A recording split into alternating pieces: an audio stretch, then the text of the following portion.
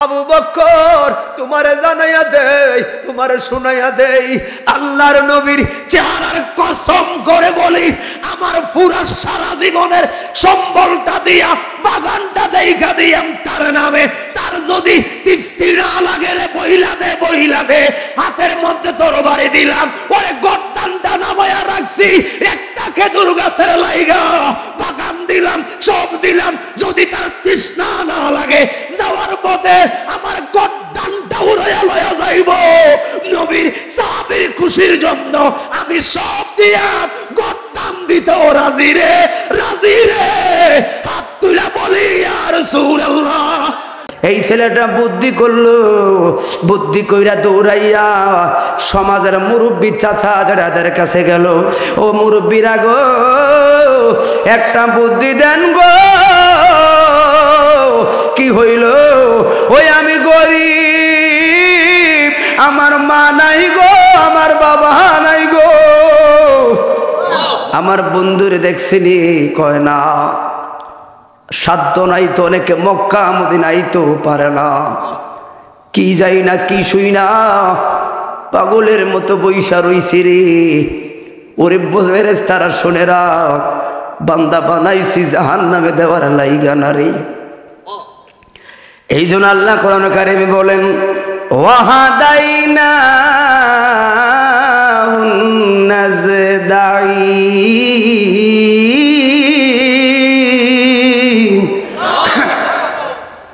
মুসলমানরা শুনে রেখো, দুইটা পথ আপনার সামনে ওপেন। একটা ওই যে বাদ্যডোল ডিজের দল, আর একটা মসজিদের পথ। একটা জাহান্নামের পথ আর একটা জান্নাতের পথ। এই দুইটা রাস্তা বোঝানোর জন্য, কোন রাস্তায় চললে তুমি জান্নাত, কোন রাস্তায় চলে জাহান্নাম, বোঝানোর জন্য 1 লক্ষ মতান্তরে 2 লক্ষ নবী রাসূল আসলো, উলামায়ে কেরাম আসলো, পীর মাশায়েখরা আসলো। সকলের একটাই উদ্দেশ্য, কোন রাস্তায় চলবা, কোন রাস্তায় চলে জান্নাত, কোন রাস্তায় চলে জাহান্নাম। মাঝখানে আপনার আমার একটা আকল নামের আদালত আছে না নাই? মানুষ শ্রেষ্ঠ, কারণ 18,000 মাখলুকাতের মধ্যে শ্রেষ্ঠ মানুষ হওয়ার একটাই সফটওয়্যার বেশি। এই জন্য আমরা শ্রেষ্ঠ, কারণ জ্ঞান, গরু ছাগল ভেড়া সবার জ্ঞান আছে, কারণ জ্ঞান আছে বোধহয় গরু তার ঘাস পছন্দ করে খেতে পারে, জ্ঞান সবার আছে। কিন্তু একটা জিনিস আমাদের আছে বলে আমরা শ্রেষ্ঠ, সেটা হলো আমাকে আকল নামের একটা সফটওয়্যার বেশি আছে, এই জন্য আমরা মানুষ। কথা বলে ঠিক নিও, আমাদের আকল আছে ভাইয়ের আমার। এই জন্য বলি, শিক্ষা জাতির মেরুদণ্ড। পৃথিবীতে সবচেয়ে মিথ্যা কথা থাকলে একটা কথা আছে, এটাই সবচেয়ে বড় মিথ্যা। শিক্ষা জাতির মেরুদণ্ড হতে পারে না, কারণ এই শিক্ষিত জাতিরাই টেবিলের তল দিয়ে লাখ টাকা বান্ডিল খায়। কথা বলেন? এই শিক্ষিত লোকেরাই বাসতলী বাজারে সুদের ব্যবসা মাল্টিভার্বাস লাগায়। এই শিক্ষিত ব্যবসারা লোকেরা বুলেট স্ট্যান্ডার কিনে আমার নিরহ মুসলমান ভাই বোনদের বুক যাত্রা করছে। এই শিক্ষিত লোকেরা মসজিদে লাঠি নিয়ে দাঁড়ায়া সবে বরাত রাতের ইবাদতকে বেশ্যার সঙ্গে কাটানো বলছে। এরা আবার নামাজি, অবাক লাগে। এরা আবার শায়ক, অবাক লাগে। আজকে পৃথিবীর মুসলমানদের, বাংলাদেশে বিশেষ করে মুসলমানদের হৃদয়ে একটা দুঃখের জোয়ার বসায় দিল। কি কইল রে, কি কইল ওরা? যারা সালাফি মাযহাবের আছেন, আহলে হাদিস আছেন, ওনাদের মধ্যে অসংখ্য ভদ্রলোক আজকে তাদেরকে তালাক দিয়ে দিয়েছে। কারণ আপনারা দেখেছেন, এই কথাগুলো কেন বলি, শুধু আমার গাউসে মাইজ বান্ডা দরবারে তরিকাপন্থী লোকেরা, রেজভি দরবারের এবং অলিতলা লতিফিয়া দরবারের প্রাণপ্রিয় সুন্নিরা যাতে করে ওই অ্যান্টিভাইরাসের সফটওয়্যারের নজরে যেন না পড়ে। কারণ আমি লাইলে মজনু গল্প বললাম, আর সুযোগে ইমান তালাক করে লয়ে যাইতে আছে, এগুলো হবে না। আপনারা জানেন শায়ক আকরামুজ্জামান, দেখেছেন আপনারা কি বললো? সি শবে বরাত রাতের মসজিদে ইবাদত করার চাইতে বেশ্যাখানায় গিয়ে সারা রাত থাকাও বেড়ে আরো ভালো। আর একটু জোরে কইবে নাউজুবিল্লাহ। এই জন্য মিডিয়ার ভাইরাস রেকর্ড করে রাখ, আমার মনে হয় তার জন্মটা হয়েছে বেশ্যাখানায়। পতিতালয় তার জন্ম। এই কারণে সে কথা বলতে পেরেছে। এই সবে বরাত তুমিও পছন্দ করতে পারো, আল্লাহর ঘর মসজিদের সারা রাত্রি ইবাদতকে যারা বেশ্যাখানায় তুলনা করতে পারে, এদের জন্মের ভিতরে ঘাটতি দোষ আছে। হাত তুলে বলুন ঠিক না ঠিক? আল্লাহু আকবার।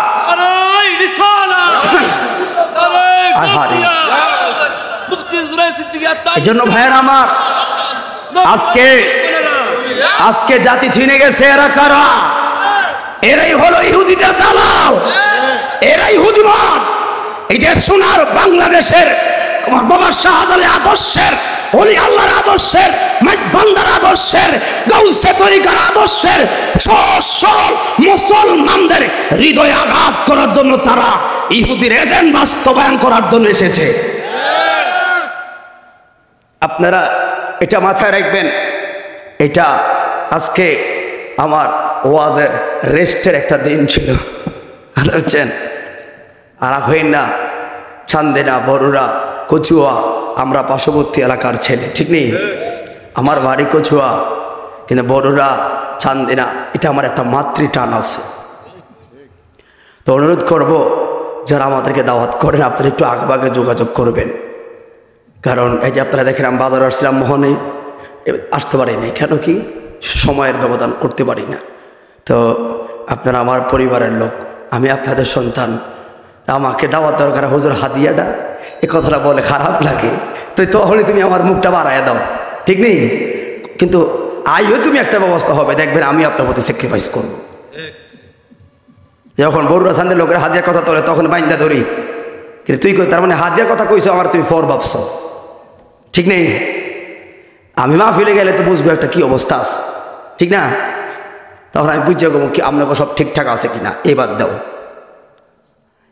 রাগেশের কথা আমার, আপনাকে রামমোহনে এই ওয়াজ করছি কতক্ষণ, গত বছর 1 ঘন্টা হলে 20,000 টাকা তুলে গেছে টান দিয়ে। কই কি আপনি কয়ে দিয়েছেন দেখে নিছি, আপনি কইবেন কি লাই এখানে সাইফুদ্দিন মাইজবান্ডার বাবা আসবে, এটাও না লাগে, ঠিক নেই? তো একটু আগে যোগাযোগ করবেন, এছাড়া কোনো সুযোগ। তোমার আজকে আমার রেস্টের টাইম ছিল, আজকে আমার গাড়ি কিচ্ছু আনি না, এটা সিজিদার সিস্টেমে ফলে চলে আসছি। এই জন্য ভাই দোয়া করবেন। আজকে দেখেন কত মুরব্বীরা একেবারে বাসা লোক, সভাপতি সাহেব খেয়াল করছেন, একেবারে বাসা লোকের বসা, বাবার মতো বয়সী, চাচার মতো বয়সী, জেঠার মতো বয়সী সবাই বসা আছে। ভালো লাগতেছে আপনাদের সাথে কথা বলে, কিন্তু আমার কোফলে দেয় না আপনাদের সাথে থাকতে, কথা বলতে। তো এই জন্য তারপরও আজকে রিজিক টেনে নিয়ে আসছে আমাকে এখানে। আর আমি যেটা মুন্সিগঞ্জের মাহফিলে এখানে চলে আসছি। প্রশাসনিকভাবে নির্বাচনে ঝামেলা হচ্ছে মুন্সিগঞ্জে, কি একটা নির্বাচন চলতে আছে, তো এই কারণে মাহফিলটা প্রপার ছিল, মাহফিলটা বন্ধ করা হয়েছে।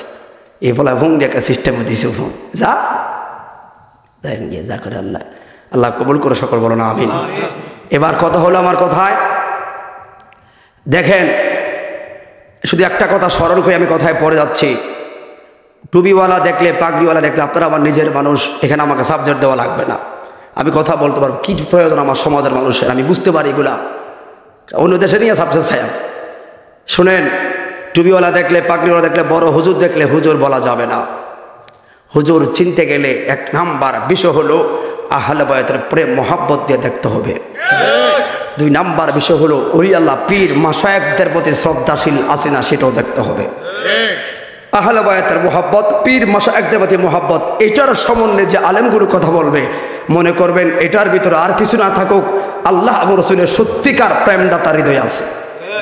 কথা বলেন ঠিক নেই? এই 2টা জিনিস খেয়াল করবেন। কিভাবে? আপনারা জানেন গত 2 বছর আগে আমি ইন্ডিয়া থেকে আসার পথে আজমির শরীফের খাদেমের ছেলে, তখন আমি একটা গজল গেয়েছিলাম, আর সে হাক হে মসনাদে আলা হযরতের কালাম। তিনি খুশি হয়ে আমাকে বলছে একটা কিতাব দিব, তবে কিতাবটা দিব না, বইটা সাফায় লয়ে যাবি। তখন কি বই কয়, বইটা দেখ। তখন আমি দেখলাম মধ্যপ্রাচ্যের ইসলাম, কিতাব বইটার নাম মধ্যপ্রাচ্যের ইসলাম। এই পৃথিবী, এই আরব আমিরাত থেকে সারা পৃথিবীতে মূল ওয়াহাবিজমটা কিভাবে আসলো, মূল সেক্টরে কয়টা ভাগে ভাগ হয়ে ইন্ডিয়া মহাদেশে আসলো ইহুদিবাদ, ওয়াহাবিবাদ, এটার মূল হ্যাকমতটা লেখা আছে। অবাক হয়ে গেলাম বইটা দেখে। আজ থেকে 300 বছর আগের লেখা, আমি পড়তেছি আর চোখের পানি ঝরতেছে, হুজুর আমাকে বইটা দান করে দেন। তো বলছেন এটা দেওয়া যাবে না, কারণ এটা আমার বাবার থেকে বইটা আসতেছে এ পর্যন্ত, আজ পর্যন্ত বইটা কাউকে দেয়। আমার ঘরে এখনও 17টা পৃষ্ঠা আমি ছাপায় নিয়ে আসছি। অবাক হয়ে যাবেন। শুধু একটা তথ্য দেই আপনাকে, কষ্ট হবে আপনাদের? কখনো দেখেন নাই, শুনেন নাই কথাটা, নিজের বলে কথাটা বলে যাচ্ছি। আজ থেকে আপনারা জানেন পৃথিবীতে একজন মুসলমান শাসক ছিল, যার নাম ছিল সুলতান সালাউদ্দিন আইয়ুবী রহমতুল্লাহ আলাইহি, যাকে ইহুদিরা বলতো গাদ্দার। আজকে যে ফিলিস্তিনির জেরুজালেম বাইতুল মুকাদ্দাস, খেয়াল করেন কথাটা, বাইতুল মুকাদ্দাসে ইহুদির আস্তানাটা এখন হয়েছে। এই বাইতুল মুকাদ্দাস আরও আগেও তারা চক্রান্ত করেছে। বাইতুল মুকাদ্দাস দীর্ঘ 12 বছর যুদ্ধ করে যিনি মুসলমানদের অধীনে প্রথম এনেছেন উনি হলেন সুলতান সালাউদ্দিন আইয়ুবী রহমতুল্লাহ আলাইহি। ওনাকে ইহুদিরা গাদ্দার বলেছেন। মূল রহস্যটা কোথায়? যখন মুসলমানদের অধীনে বাইতুল মুকাদ্দাস আসলো, তখন সবাই বলল, আপনি মুসলমানের পতাকা এখন উড়ান নাই কেন? বিজয় হয়েছে, আমাদের পতাকা উড়ান। তখন সুলতান সালাউদ্দিন আইয়ুবী জ্ঞানী মানুষ, উনি বলেছেন, না, এখনও আমরা স্বাধীন হই নাই। কেন স্বাধীন হন নাই? ইহুদিরা দলে দলে আপনাকে কর দিচ্ছে, মাথা নত করেছে, স্বাধীন হন নাই কেন? তখন উনি বলেছে, খেয়াল করো, এখনও আমার এই ফিলিস্তিনিতে মুনাফিক মার্কা মুসলমান আছে, শ্রদ্ধবেশী ইহুদিবাদ আছে। এরা কারা? এদেরকে বার করতে হবে। মুসলমানের রীতি কালচারগুলো সেকেন্ডেই তাদের কানে যায় কিভাবে? তখন তিনি খেয়াল করবেন কথাটা, বুদ্ধি করে ফিলিস্তিনি থেকে 50 জন মেধাবী সন্তানকে পাঠাইলেন ইসরায়েল। কথাটা খেয়াল করেন। ইসরায়েল পাঠানোর পরে 2 বছর তাদেরকে ইহুদিদের কিতাব পড়ায়া আলেম বানাইছে। পৃথিবীতে সর্বপ্রথম ইউরোপে মুসলমানের কামেল মাদ্রাসা কারা দিয়েছে জানেন? ইহুদিরা। মাটির তলে লন্ডনের। কি বুঝলেন? মুসলমানের মাদ্রাসা তারা দিল, কারণ কি? সর্বপ্রথম হেফজখানা দিয়েছে কারা? তারা। সর্বপ্রথম কোরআনকে তাফসীর করেছে কারা? ওই দেশে তারা। কারণ কি? তারা তো ইহুদি। তারা বুখারী মুখস্থ করলো কেন? তারা কোরআন মুখস্থ করলো কেন? নিশ্চয়ই বিশাল একটা রহস্য লুকিয়ে আছে।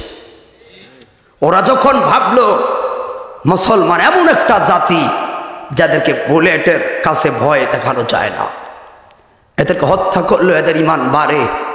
মুসলমান এমন একটা জাতি যারা বুলেটের বোমা মাথায় রেখে আল্লাহু আকবার ধ্বনি দিয়ে ওরা টিপ দেওয়ার আগে মুসলমানরা টিপ দিয়ে শহীদ হয়ে যায়। এটা মুসলমান জাতি। আপনারা জানেন আল্লাহ পাক কুরআন কারীম বলছেন, ওয়াস-সামা'i যাতিল বুরুজ ওয়াল ইয়াউমিল মাউদ ওয়া শাহিদু ওয়া মাশহুদ।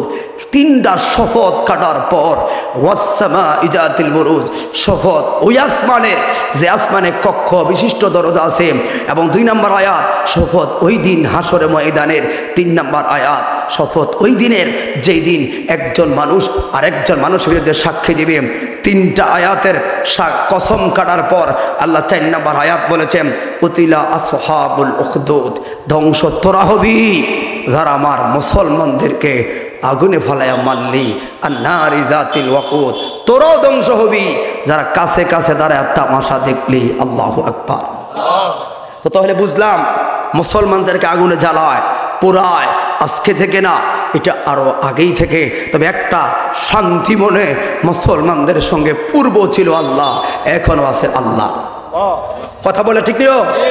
তখন ভাইরা আমার, এরা যখন বুঝতে পেরেছে মুসলমানদেরকে আগুন ফুরাইল লাভ নাই, কি করবা তখন ওই তার আব্দুল ওয়াহাব নজদির এজেন্টে সেমিনার করে এরা বলেছিল, কাজ করেন, মুসলমানদেরকে ধ্বংস করার একটাই মাত্র রাস্তা, কোরআন রিসার্চ করে আয়াত বের করলো, আনা বাশারুম মিসলুকুম। কোরআন রিসার্চ করে বের করলো লা তুশরিক বিল্লাহ। এগুলো আয়াত আস্তে আস্তে বের করে জাতির সামনে তুলে ধরা হলো। তখন তারা আব্দুল ওয়াহাব নজদি, নাসিরউদ্দিন আলবানী, কাশেম নানুতুবি, রশিদ আহমদ গঙ্গহি এক একজনকে এক এক একটা সেক্টরে ভাগ করে দিল। এখন কেউ কয় মিলাদ পড়ো খাড়াইয়া বৈশা, কেউ কয় শুইয়া দাঁড়াইয়া। আমরা টুপিওয়ালারা করে ঝগড়া, ইহুদিরা কয় বাহ বাহ অন্তার ফরমানে কস্ত্র কি দরকার, এটা তো হচ্ছে জঙ্কার। আমরাই লাগছে কি লাগেনি, কথা বলা ঠিক নেই। আসুন এবার মূল কথাটা বলি।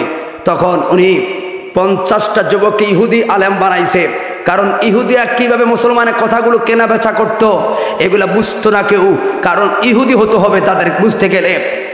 কষ্ট হচ্ছে আপনাদের? কথাটা খেয়াল করবেন। ওয়াজ জীবনে বহুত শুনছেন। আজকে আকরামুজ্জামান বেয়াদবদের কথাটা শুনে দুঃখটা মনে পড়লো, এই জন্য কথাটা বললাম যে ওই ছেলেটাকে আলেম বানিয়ে আবার দেশে আনা হয়েছে। এখন এই 50টা ছেলে একমাত্র বুঝে ইহুদিদের বাচন ভঙ্গি, কারণ ওই আলেম ওরা। ওই তখন সুলতান সালাউদ্দিন আইয়ুবী আজ থেকে আরো 350 বছর আগে নীল নদের পারে বিশাল কনফারেন্স ডেকেছে পৃথিবীতে মুসলমানদের। এটাই ছিল সর্বপ্রথম সবচাইতে বড় কনফারেন্স, যেখানে লোকের সংখ্যা হয়েছিল 30 লক্ষ, যেখানে শুধু আলেম এসেছিলেন 50,000। ওই জায়গার প্রধান অতিথি কেমন দাম? প্রধান অতিথি দাওয়াত করা হয়েছে সিরিয়ার গ্র্যান্ড মুফতি প্রধান অতিথি বক্তব্য দিবেন। সুলতান সালাউদ্দিন আইয়ুবী উনি কি করলেন? 50টা ছেলেকে জায়গায় পিট করলেন, মাত্র 4টা ছেলেকে রাখলেন স্টেজে, একজন ছেলেকে বসালেন ঠিক প্রধান বক্তার চেয়ারের কাছে। এই তোরা খেয়াল করবি, বাচন ভঙ্গিগুলা দেখবি এখানে কোনো ইহুদিদের চক্রান্ত আছে কিনা। ভাইরে বক্তব্য হয়ে গেল শুরু, কথাগুলো খেয়াল রাখবেন, কখনো শোনেন নাই কথাগুলো। বক্তব্য হয়ে গেল শুরু, তখন বক্তব্য দিতে এক পর্যায়ে প্রধান অতিথির বক্তব্যর পালা। প্রধান অতিথি বক্তব্য শুরু করছেন, ঠিক মাঝখানে যেতে না যেতে এমন একটা চন্দ ব্যবহার করেছেন, সঙ্গে সঙ্গে ছেলেটা লাফ দিয়ে উঠে বলছেন ওয়াল্লাহি আজকের প্রধান বক্তাই হলো মূলত ইহুদি। এই তোরা লাফ দিয়ে উঠ।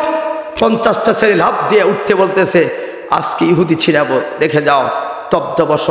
তখন ওরা স্টেজ থেকে বেছে 50,000 মতো যারা সবচাইতে ক্যাটাগরি নাম্বার 1, ওরাই হলো মূলত ইহুদি, মুসলমানই না, অথচ মাথায় টুপি, মাথায় পাগড়ি, কোরআনে কথা বলছে, হাদিসের কথা বলছে, নামাজের কথা বলছে, সব কথা বলছে, মেসওয়াক করছে।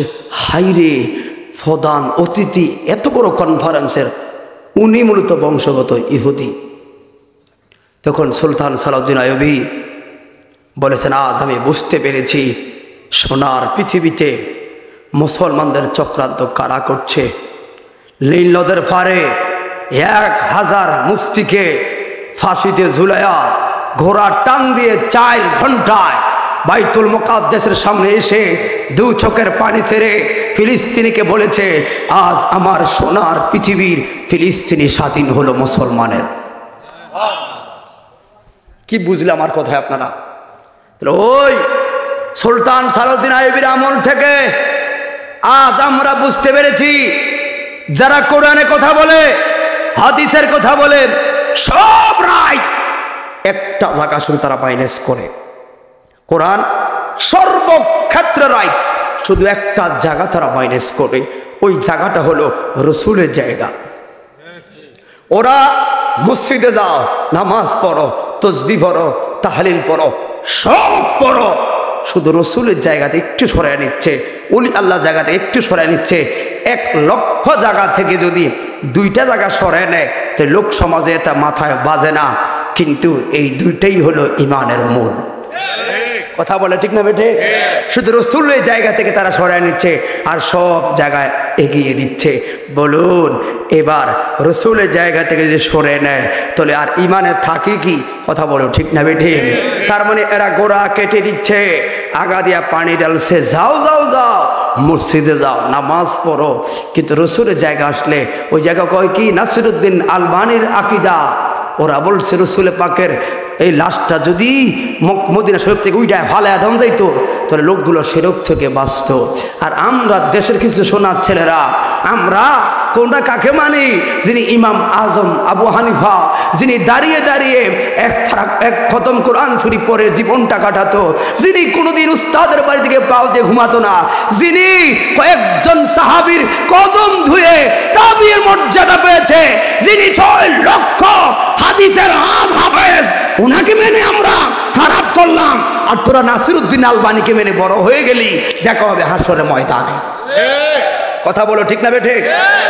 তাহলে আজকুর এই ছোট্ট একটা কথা থেকে খেয়াল করবেন, টুপিওয়ালা দেখলে, পাগড়িওয়ালা দেখলে আলেম বলা যাবে না। আলেম বলার রাস্তায় দুইটা, রসুলের ক্ষেত্রে, আহলে বায়তের ক্ষেত্রে, পীর মাশায়েখের ক্ষেত্রে শ্রদ্ধাশীল আছে কিনা সেটাই মূল আলেম দেখার লক্ষণ।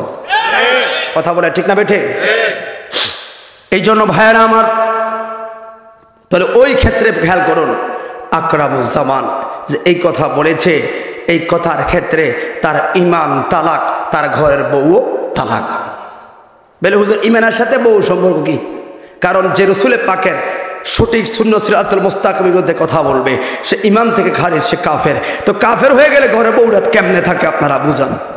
কারণ সে ইমান থেকে খারিজ। আর আমার স্ত্রীর সাথে আমার সম্পর্ক রসুলের পাকের সুন্নত তরিকা। আমি মুসলমান হয়েছি বিদায় মুসলমানের সুন্নত তরিকা আরেকটা মেয়েকে আমাকে হালাল করে দিয়েছে। এখন আমি মুসলমান না, ওই ঘরে বউ আমার কাছে কেমনে থাকে? কথা কি বুঝছেন?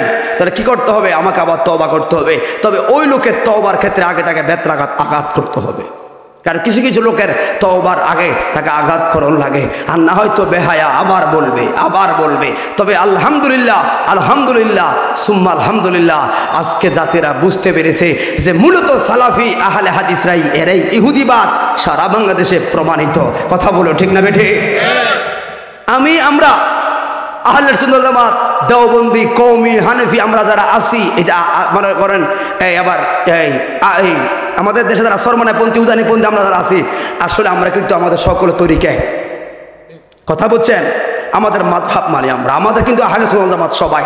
হয়তো আমাদের কিছু ভিতরগত মাসালা ত্রুটি আছে, কিন্তু আমাদের মূলত মাযহাব এক। আমরা আমাদের সাথে কওমি ভাইদের সাথে এত সমস্যা হয় না। ওই যারা হেফাজত ভাই আমাদের সাথে সমস্যা হয় না। সমস্যা মূল সেক্টর আহলে হাদিস লামাজাবি, মূল কথা আমরা তাদেরকে মুসলমানের সিরিয়ালে রাখতে চাই না। কথা বলো ঠিক না বেঠে? আমরা আমার দ্বন্দ্বগুলো সংশোধন করব, দেখবেন একদিন সোনার বাংলাদেশ একদিন মদিনার মতো শহর হয়ে যাবে। এই জন্য ভাইয়েরা আমার, আমি একটা হাদিসের ব্যাখ্যা বলে বিদায় গ্রহণ করব। আল্লাহর নবী নূরুন আলা নূর নবী বললেন, তিরমিজির ব্যাখ্যায় আবু দাহদা রাদিয়াল্লাহু তাআলা আনহু থেকে হাদিস, ওর যুবক রে, মানবতা কাকে বলে? কেমনে তোমার জীবন চালাইবা, কেমনে তোমার সমাজ চালাইবা, কেমনে মসজিদেতে প্রাণ ভরে নামাজ পড়বা? ইসলামের শরীয়তে এমন কোনো দিক নাই তোমাকে দেয় না। এই জন্য যুবক, ও মুরব্বী বাবারা, হাদিসটার মূল ব্যাখ্যাটা বলে আমি বিদায় গ্রহণ করব। আবু দাহদা রাদিয়াল্লাহু তাআলা আনহুর হাদিসের কথাটা বলে যায়, মদিনার মধ্যে কিছু এতিম ছেলে ছিল, এতিম সন্তান। আমগো দেশে এতিমের হক মাইরা খায়নিও, খায় এই আমগো দেশে তো বালে, আমগো দেশও আছে আর কি, আমরা বালা। ভাইয়েরা আমার, ওই এতিম সন্তানের সম্বল বলতে ছোট্ট একটা খেজুর বাগান, ছোট্ট একটা খেজুর বাগানের আয় দিয়া তার চলতো। মাও নাই রে, তার বাবাও নাই। হাই রে, রাতের বেলা খেজুরগুলা পাইকা পড়তো, আর সকালবেলা টুকরি করে খুঁজে খুঁজে মদিনার বাজারে বিক্রি কইরা তার জীবন চলতো। হঠাৎ করে লক্ষ্য করলো, রাতের বেলায় কে জানি কোন সোরার দোল ছেলেটার খেজুরগুলো লইয়া যায়। ছেলেটা বলল বড় বেকায় দায়, এবার কি করবে? আমার বাগান থেকে খেজুর চুরি হইয়া যায়।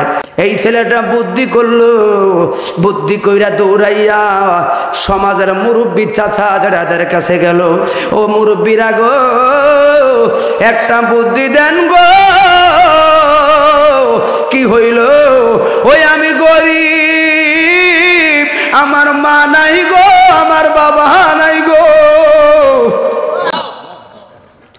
সম্বল বলতে মাত্র খেজুর বাগান। বাবা সরে লয়ে যায়, কি করব, মোর বেড়া দেখা শুই না।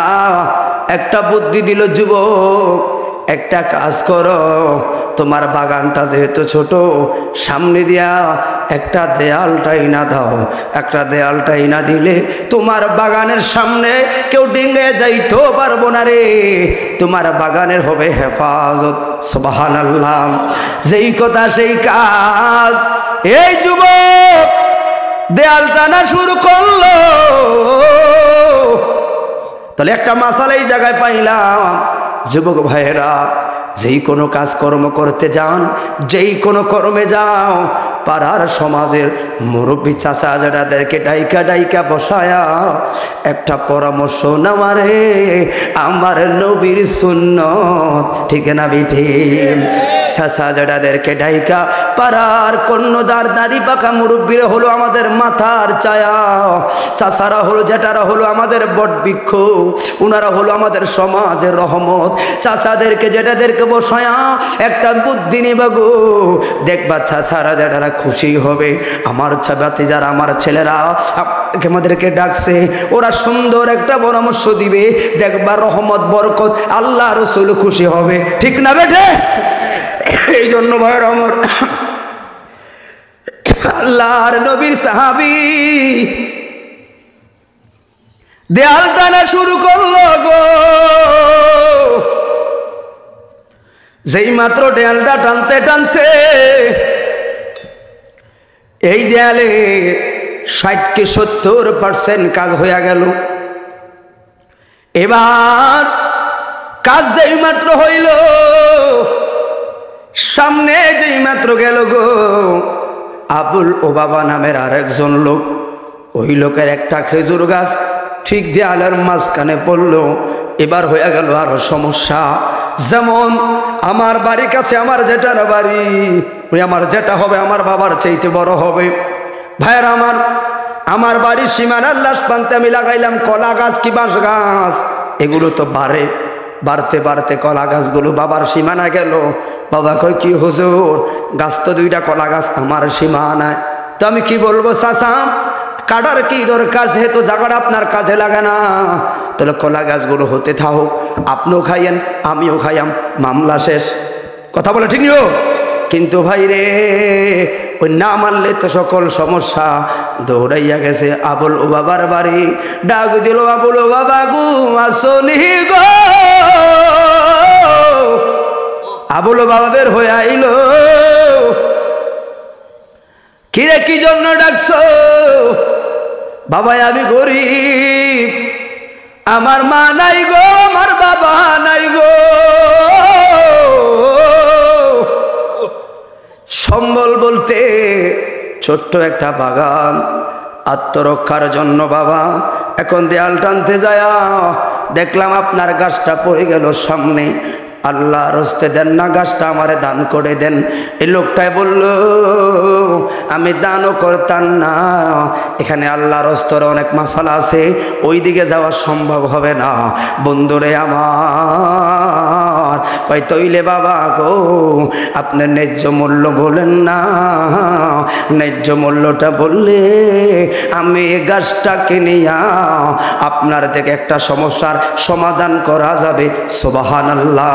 একটু মহাব্বতে বলুন, ইয়া রাসূলুল্লাহ, ইয়া বাবা সামনে ও ইয়া রাসূল, জানিস না মানে সামনে রাখ দাও, ওই বিষয় দাও, এ বাল্লাহ ইয়া। অনেকগুলো মানুষ দাঁড়া দেখে চলে যায়, বুঝছেন না? মাহফিলটা আপনাদের, সুন্দর আপনারা করবেন, সামনে আগে একটু খুশি জায়গা রাখেন, ভাইরা এসে বসতে পারবে। বলুন, ইয়া রাসূলুল্লাহ, ইয়া হাবিবাল্লাহ, বলুন ইয়া রাসূলুল্লাহ, ইয়া হাবিবাল্লাহ, ইয়া রাসূলুল্লাহ, বলুন ইয়া রাসূলুল্লাহ। একটা লোকের সামনে জায়গা থাকলে খারাপ লাগে, আইসা যায়।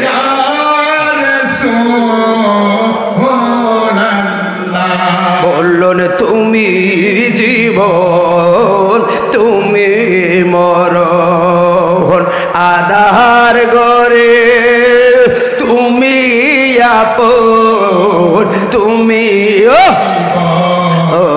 তুমি মরণ আদার গরে তুমি আপন তুমি মোদের পারের তরি গো তুমি মোদের পারের তরি তুমি নিদানে তোরানে ওয়ালা বলুন ইয়া রাসূলুল্লাহ ইয়া হাবিবাল্লাহ ইয়া রাসূলুল্লাহ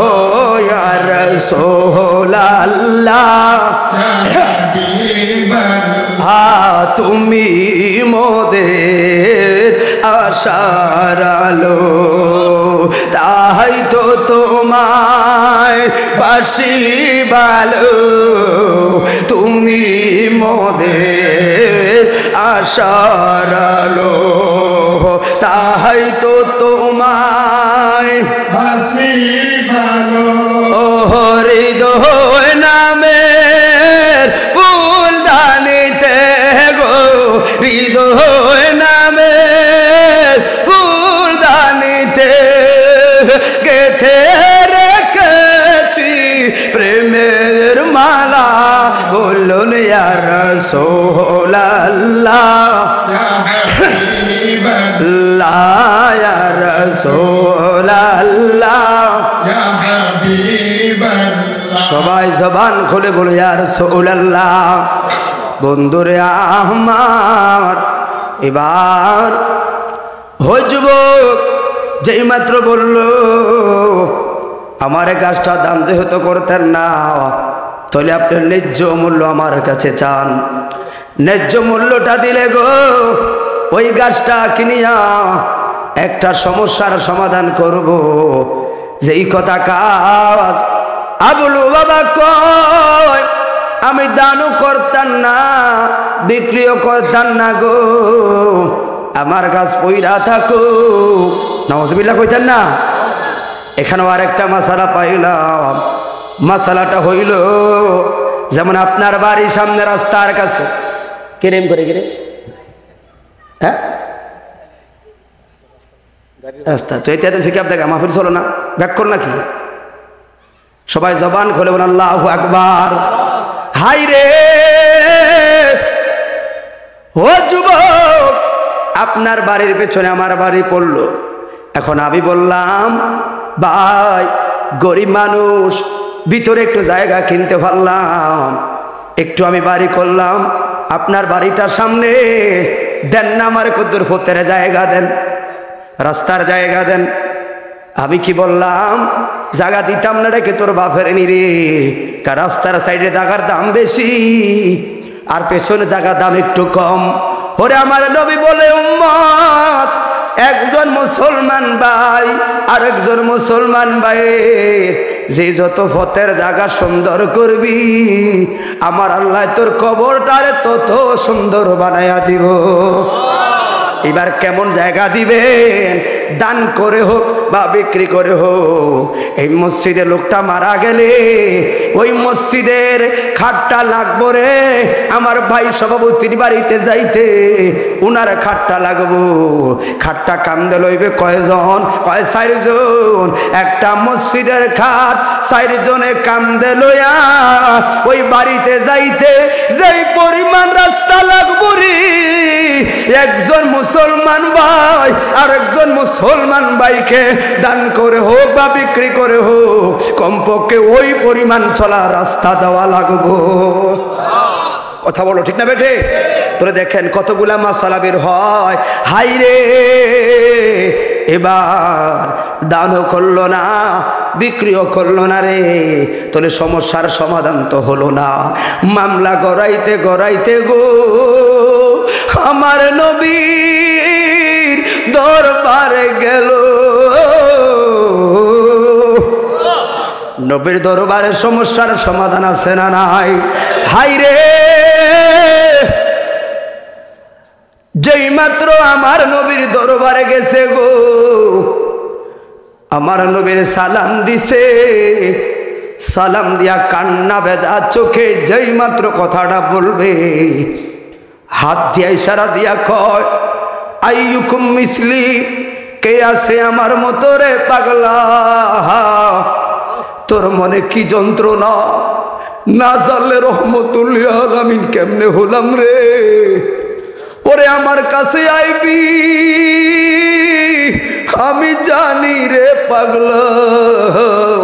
তুই আসার আগে আমি সিদ্দিক আকবরকে পাঠাইয়া দিছি, ও বাবারে লইয়া।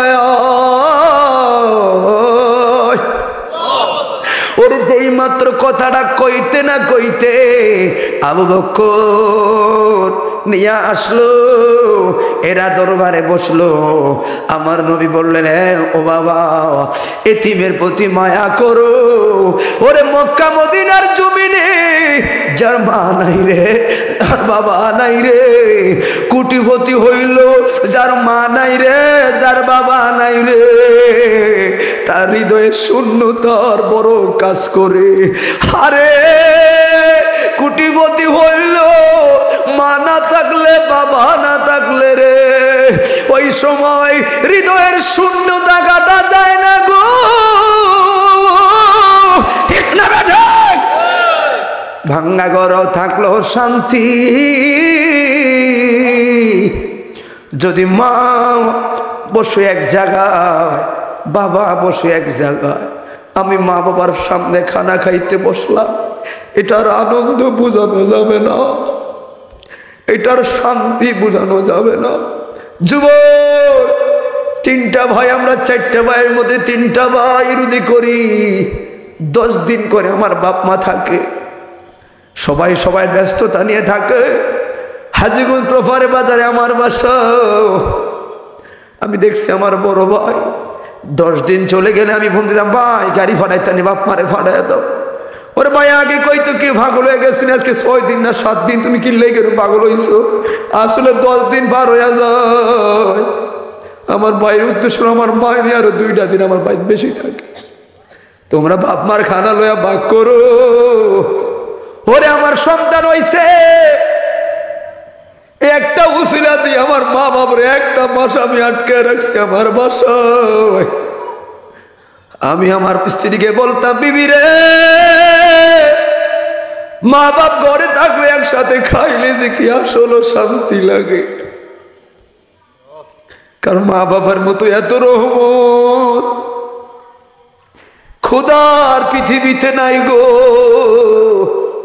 যার মা নাই, যার বাবা নাই, তার মতো দুঃখী কেউ নয়। ফকিনির বলে মঞ্চে বইছি মার দুয়ার কারণে রে, কোটিপতি আরো বিশেষ কেডার হয়ে বসা যায় না।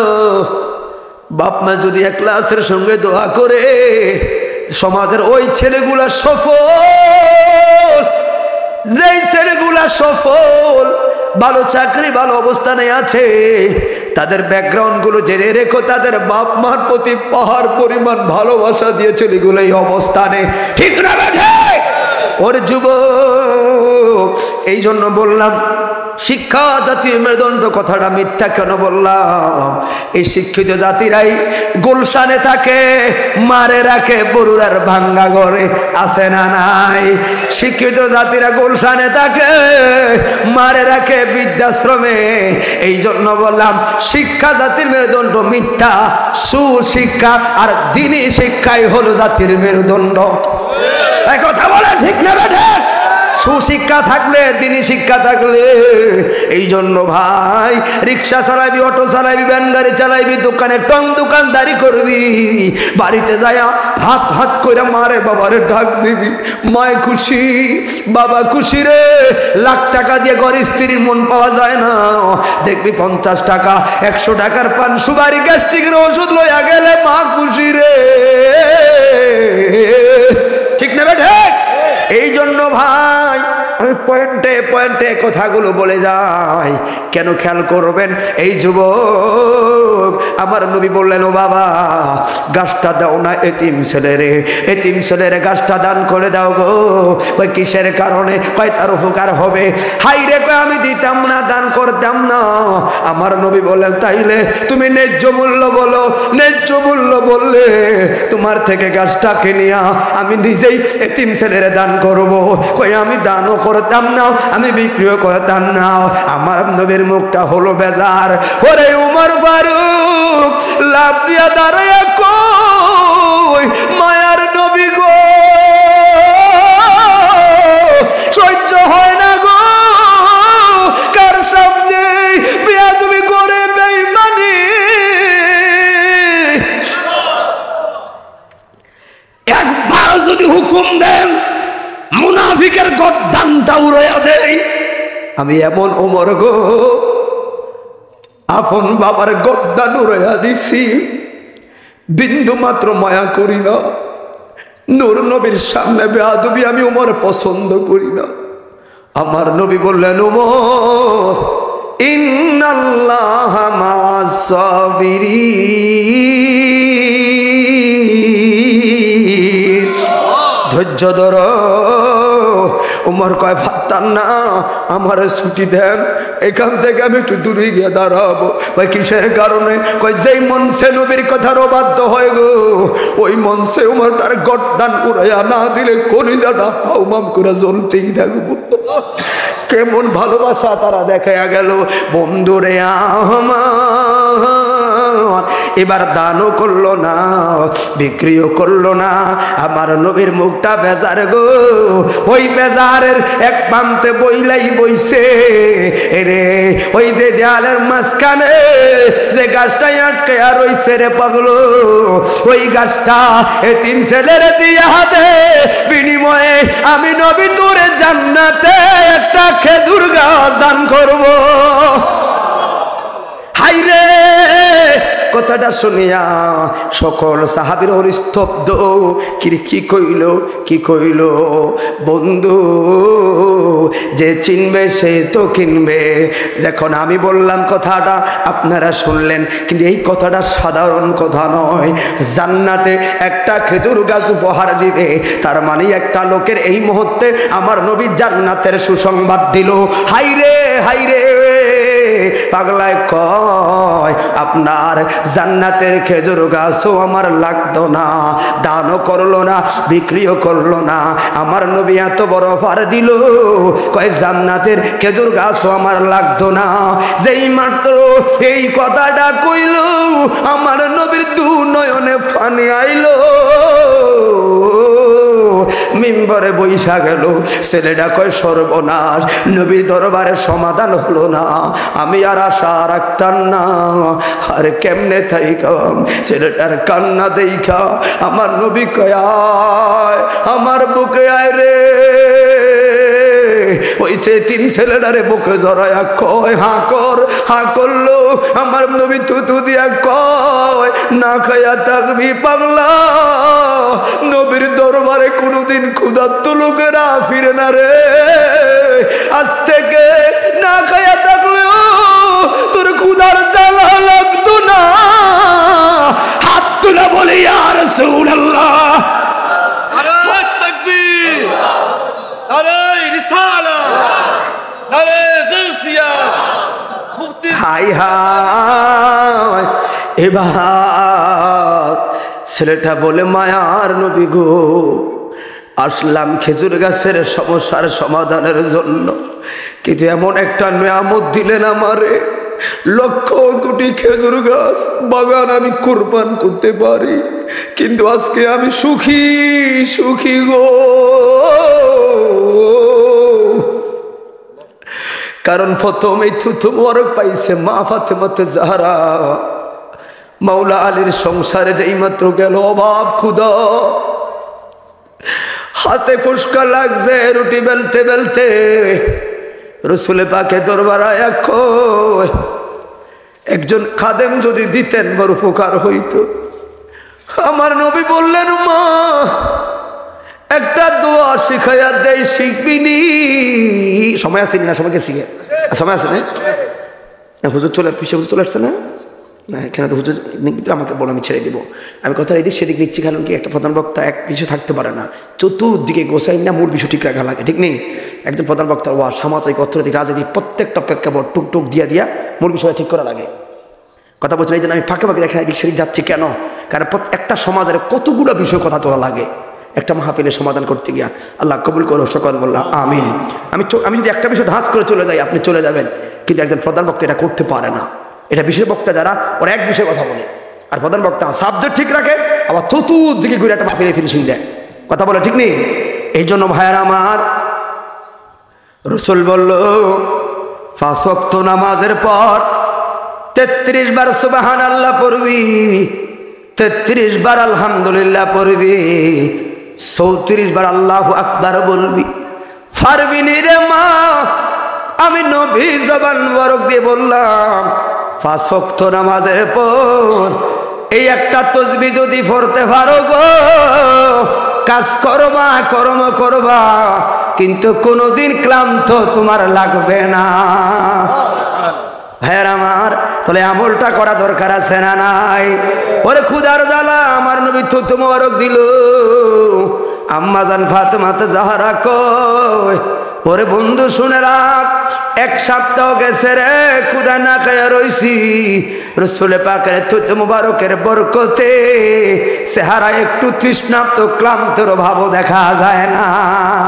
হাই রে এতিম ছেলে কয় আমি খুশি, কিন্তু সাহাবায়ে কেরামরা তো আরো পাগল। হাদিস বর্ণনাকারী সাহাবী আদবের সহিত দাঁড়ায়া রইছে গো। আবু বকর কয় আপনি কেন দাঁড়াইলেন? সিদ্দিক আকবর রাসূল পাকের কদম মুবারকে সালাম, কারণ দরবার রিসালাত হলো ইন্নাকা লাআলা খুলুকিল আযীম, উত্তম আদর্শ প্রেম আর মোহাব্বত দিয়া সাজানো দরবার। হেরে আবু বকর, রাসূল পাকের কদমে আমার আরজি। আমার নবী বলেন পাগল আমি শুনি, তুমি বলো। কত ভদ্রতা! রাসূল পাকের কদমের সামনে দাঁড়ায় সিদ্দিক আকবরকে ঘেঁষ দিয়া কথা কয়, ডাইরেক্ট নবীর সামনে বলে না। কত মহব্বত, কত প্রেম ভালোবাসা সাহাবীরা রাখতো। এমনি আল্লাহ কোরআনে বলছে লা তারফাউ আসওয়াতুকুম ফাওকা সাউতুন নবী, নবী দরবারে থাকবা কিন্তু নবীর কণ্ঠের উপরে আওয়াজ তুলবা না। কত মায়ার বাঁধনে সংসার প্রেম মোহাব্বত দিয়ে সাজানো। ওরে আমি কোন দিক দিয়ে শুকরিয়া আদায় করব? আমি আর আপনি তো ওই নবীর উম্মত। হ্যাঁ বন্ধুরে, এবার আবু দাহাদা কি বলবা বল? ও মায়ার নবী গো, কি যেন একটা কথা শুনলাম, অথচ ঘটনা কিন্তু সামনে। আপনি বলে অফার দিলেন আবুল উবাবারে, কারণ এরা তো হলো মুনাফিক। নবীর পেছনে যারা নামাজ পড়লো সব আবু বকর ওমর না, আব্দুল ইবনে উবাই, আব্দুল ইবনে সুলুলের মতো বড় বড় মুনাফিকরাও নামাজ পড়ছে, ঠিক নিও?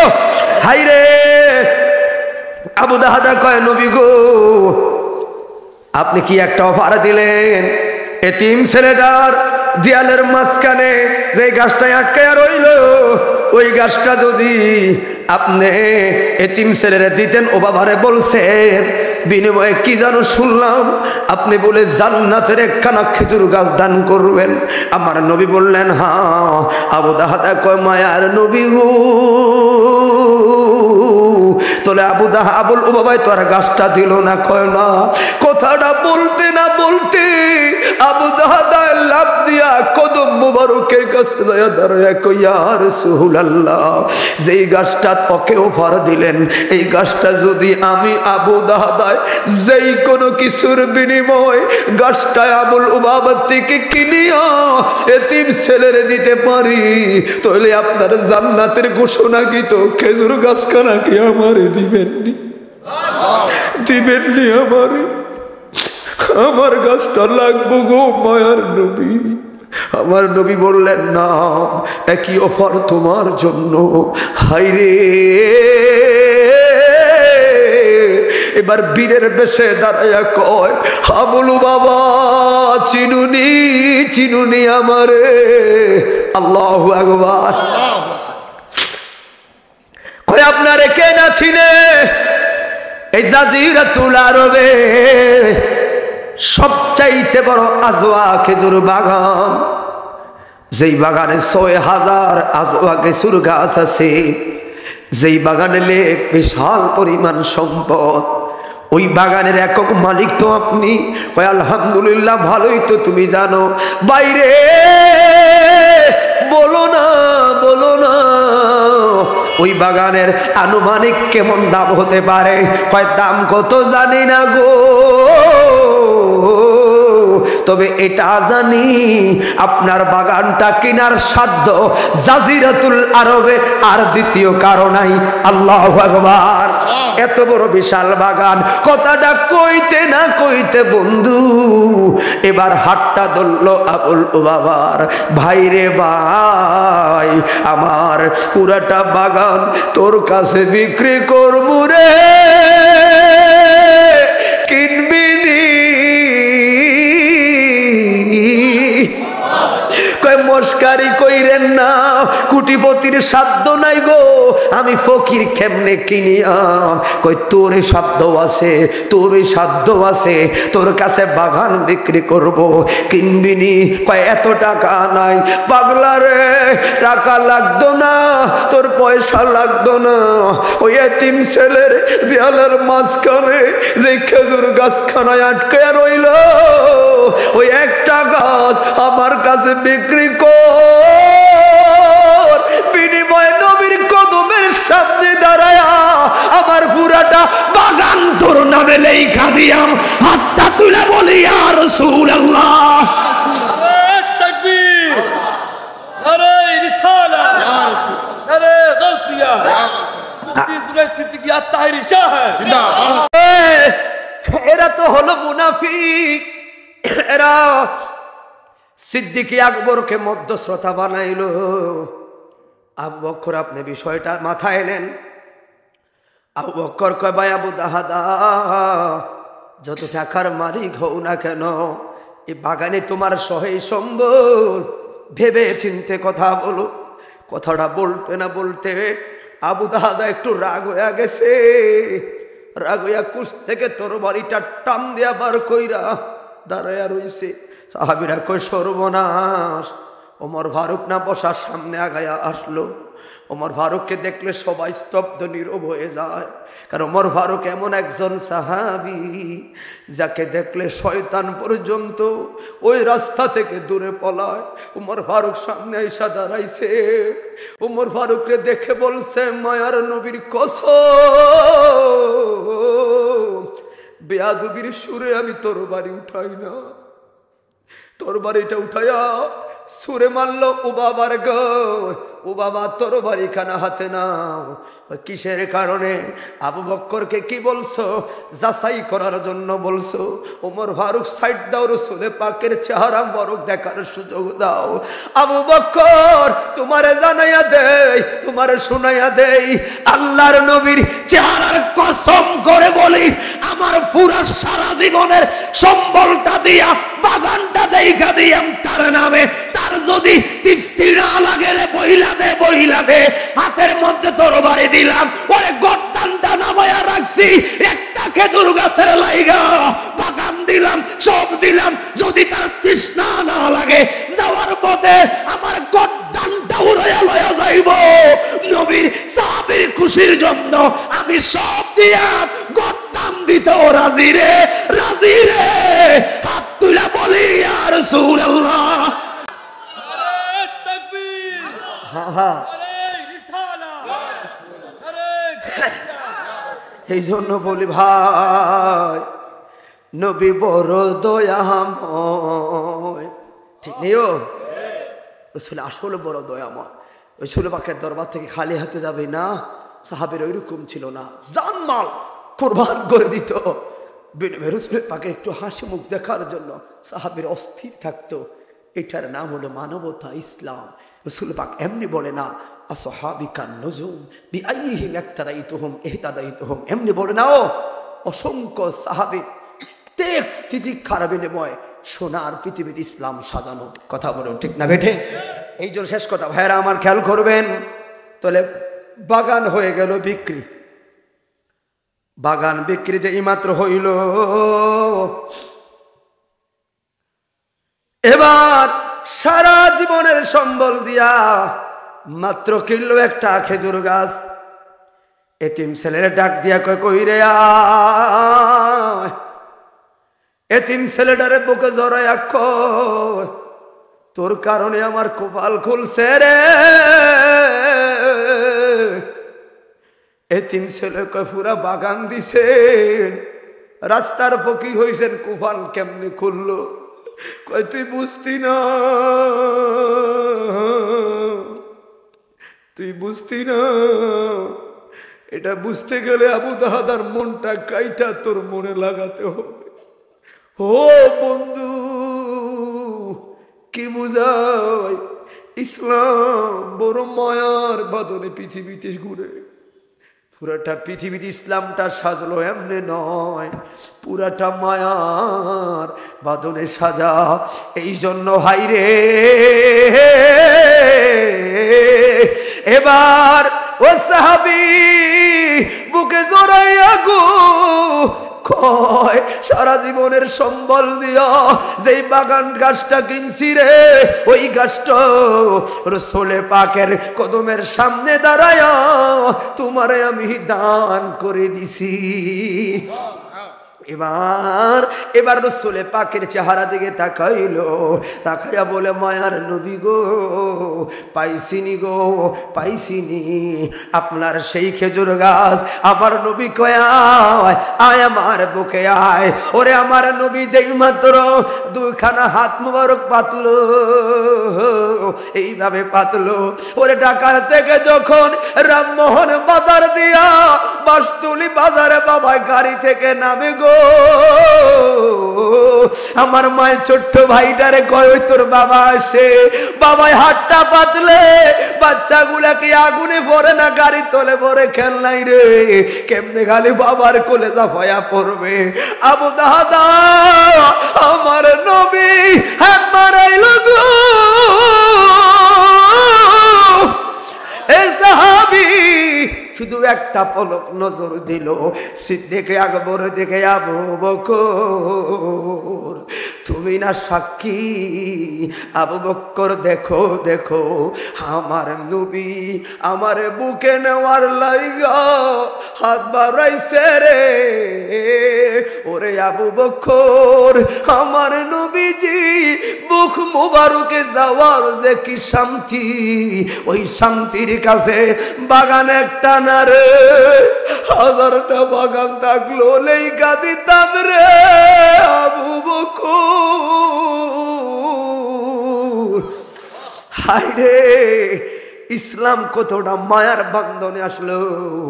আমার নবী যেই মাত্র সাহাবীকে বুকে জড়াইলো, এ তো ভেঙ্গে চড়ে পড়ে যায় গো।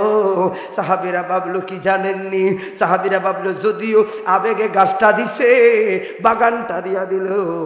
এখন সাহাবী ভাবলো কিরে কি খাইবো কেমনে চলবো, কারণ কোটিপতি হয়ে গেল রাস্তার ফকির। এবার হয়তো সে টেনশনে।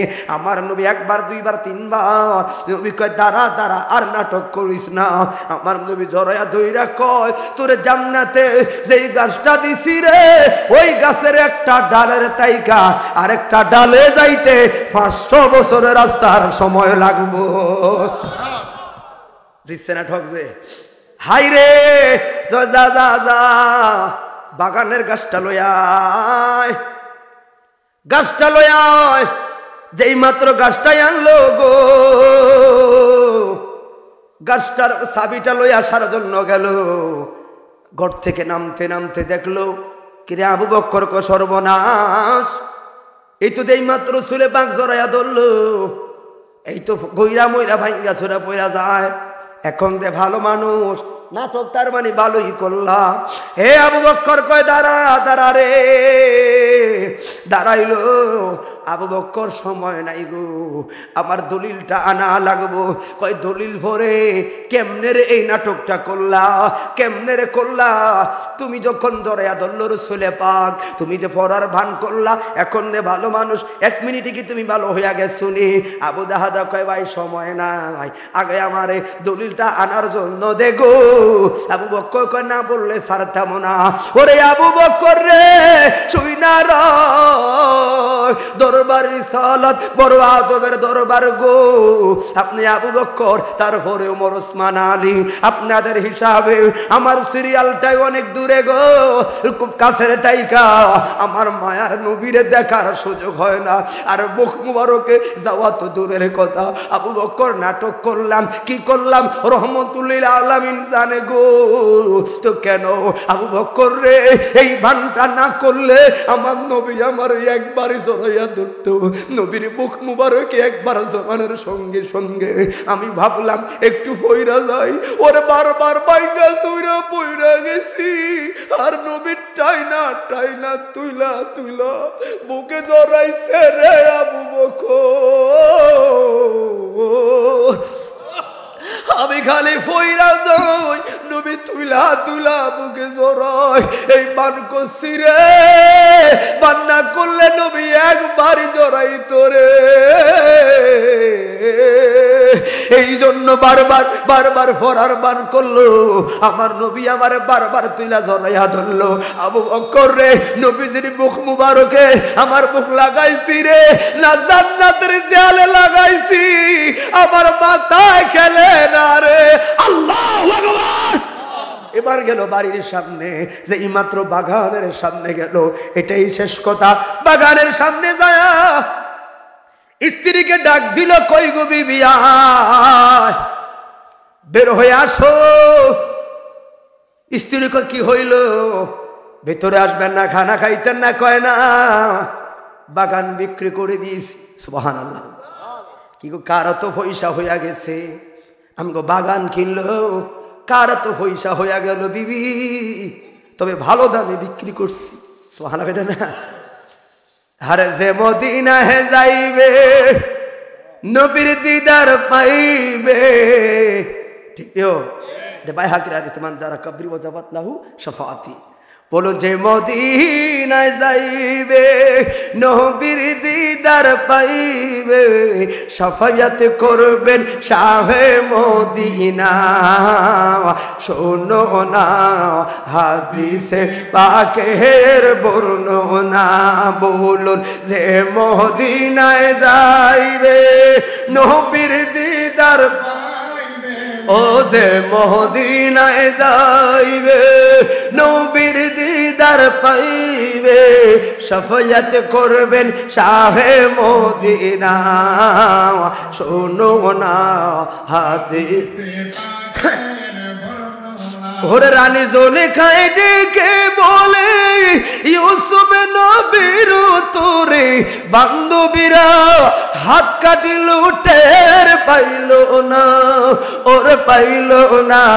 আর মা আয়েশায় ডেকে কয়, মোর নবীর যদি দেখা পায়, মা আয়েশায় ডেকে কয়, মোর নবীর যদি দেখা পায়, কলিজা কাটবি টের পাইবি না, তোরা কলিজা কাটবি টের পাইবি না। শোনো না হাদিসে পাকের বর্ণনা, বলুন যে মদিনায় নবীর দিদার পাইবে, যে মদিনায় যাইবে নবীর দিদার 10 মিনিট পরে 10 মিনিট পরে হলো, 10 মিনিট পরে হলো।